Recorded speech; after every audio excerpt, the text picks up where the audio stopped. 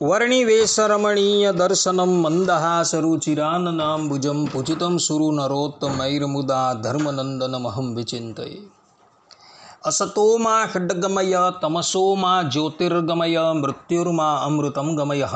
ओम शांति शांति शांति। अस्मद्गुरु समारंभां नाथयामुनमध्यमां लक्ष्मीवल्लभपर्यन्तां वंदे गुरु परंपरा।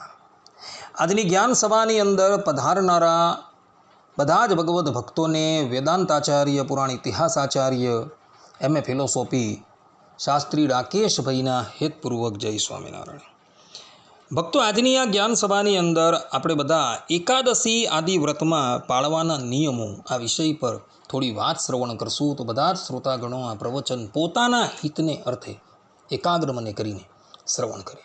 તો ભગવાન સ્વામિનારાયણ સત્સંગી જીવનના તૃતીય પ્રકરણના 33મા અધ્યાયમાં એકાદશી આદિક વ્રતને દિવસે પાળવાના નિયમોનું વર્ણન કરે છે। જે નિયમો પાળવાથી મનુષ્ય વ્રતના ફળને યથાર્થપણે પ્રાપ્ત કરી શકે। તો ભગવાન સ્વામિનારાયણે એકાદશી આદિક વ્રતમાં જે નિયમો પાળવાના છે એ બધા જ નિયમો હું તમને બેઠા વાંચી સંભળાવું છું। સત્સંગી જીવનના તૃતીય પ્રકરણના 33મા અધ્યાયના 25મા શ્લોકથી લઈને 39મા શ્લોક પર્યંતમાં ભગવાન સ્વામિનારાયણે આ નિયમોનું વર્ણન કરેલું છે। તો ભગવાન સ્વામિનારાયણ કહે છે કે ઉપવાસ વ્રતમાં નિષ્ઠાવાળો નર અન્નનું વારે વારે અનુસ્મરણ, રાગપૂર્વક તેનું દર્શન, તેના ગંધનું અહો કેવો ગંધ છે એમ ગ્રહણ અને તેના ગુણોનું વર્ણન પણ સર્વથા ન કરે, તેમજ રસ પરીક્ષા માટે પણ અન્નને ન ભક્ષણ કરે। વ્રતી નર પતિત, નાસ્તિક, હિંસક, અંત્યજ, વેદ નિંદક આ સર્વની સાથે બોલે નહીં, તેમનો સ્પર્શ ન કરે અને તેમને જુએ પણ નહીં।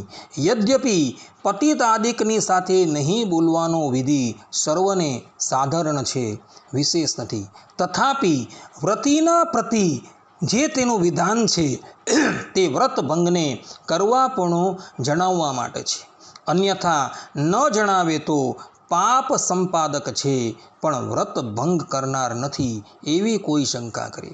ઉપવાસ વ્રતમાં નિષ્ઠાવાળો નર વારંવાર જળને ક્યારેય ન જ પીવે, કારણ કે વારંવાર જળપાન કરવાથી પણ ઉપવાસનો ભંગ થાય છે। આ અનાતુર અર્થાત કે નિરોગીને પ્રતિષેધ છે। આતુર એટલે રોગીને તો આ પ્રતિષેધ નથી, તથા અશક્તને અભ્યનુજ્ઞા કરેલો ફળાદી આહાર પણ જો ઇન્દ્રિય શોભ કરનારો હોય તો તેને ક્યારેય ન જ ભક્ષણ કરે। વ્રત કરતા પુરુષ ગાત્રાભ્યંગ અર્થાત કે સુગંધી તૈલાદિક શરીર ઉપર મર્દન કરીને સ્નાન ન કરે। શિરોભ્યંગ અર્થાત કે સુગંધી તૈલાદિકથી મસ્તક કેસનું પ્રસાદન ન કરે। તાંબૂલ એટલે કે નાગરવેલના પાનની બીડીનું ભક્ષણ, ચંદનથી અંગરાગ આ સર્વનો ત્યાગ કરે અર્થાત કે ન જ કરે, તથા ખાટલામાં શયન પણ ન જ કરે। વ્રતમાં પાળવાપણે કહેલું જે બ્રહ્મચર્ય તે નારીઓના નિરીક્ષણથી, તેના સ્પર્શથી, તેની સાથે સંભાષણથી વિલુપ્ત થાય છે, માટે વ્રતીએ એનો પરિત્યાગ કરવો। ગૃહસ્થને તો પોતાની પત્નીમાં કેવળ સંગમથી જ બ્રહ્મચર્ય લોપ થાય, પણ તેના નિરીક્ષણ આદિકથી ન થાય। આવશ્યક કાર્ય પ્રાપ્ત થતાં તો પરસ્ત્રી સાથે ભાષણથી તથા આપતકાળમાં તેના અંગના કાર્યવશાત સ્પર્શથી ગ્રહસ્થને બ્રહ્મચર્ય લોપ ન થાય। જેમ વારે વારે જળપાનથી ઉપવાસ વ્રતનો ભંગ થાય, તેમ એકવાર તાંબૂલ ચરવણથી તેનો ભંગ થાય છે, તથા જેમ મૈથુનથી ઉપવાસ વ્રતનો ભંગ થાય, તેમ દીવા નિદ્રાથી પણ તેનો ભંગ થાય। વારંવાર જળપાનનું અને મૈથુનનું દૃષ્ટાંતપણે ગ્રહણ કર્યું છે, માટે પુનરુક્તિ દોષ નથી, અથવા પોતે કહેલા અર્થમાં આ સ્મૃતિ વાક્યનું પ્રદર્શન છે એમ જાણવું। રોષાવેશ ક્લેશ કરવો અને અશ્રુ પ્રપાત અર્થાત કે રુદન કરવું, આ દોષો નર નારીના વ્રતના વિલોપને અવશ્ય કરનારા છે. માટે વ્રતી નર તે આ દોષોને ન જ કરે. મહાયત્નથી અનુષ્ઠાન કરેલા જપ, દાન, વ્રત, નિયમ, ધ્યાન, જ્ઞાન, હોમ આદિક સત્કર્મો ક્રોધ કરવાથી નિષ્ફળ થાય છે. માટે ક્રોધને સર્વ પ્રકારે પરિત્યાગ કરે. હવે વ્રત નિયમ ભંગમાં પ્રાયશ્ચિતને કહે છે. શરીરની અવસ્થાને લીધે પ્રમાદિક દીવાસ્વાપ થઈ જાય કે અસત્ય ભાષણ થઈ જાય કે બહુવાર જળપાન થઈ જાય તો વ્રતી નર 108 વાર અષ્ટાક્ષર મંત્રોનો જપ કરવાથી શુદ્ધ થાય છે. તે દોષના નિવારણ દ્વારા વ્રત ફળને પામે છે. ચોર, નાસ્તિક, હિંસક, પતિત, વેદનિંદક આદિકની સાથે પ્રમાદિક સંભાષણાદિક થઈ જાય તો વ્રતી પુરુષ સ્નાન કરી ઉત્તરમુખે બેસીને 300 વાર અષ્ટાક્ષર મંત્ર જપ કરવાથી શુદ્ધિને પામે છે.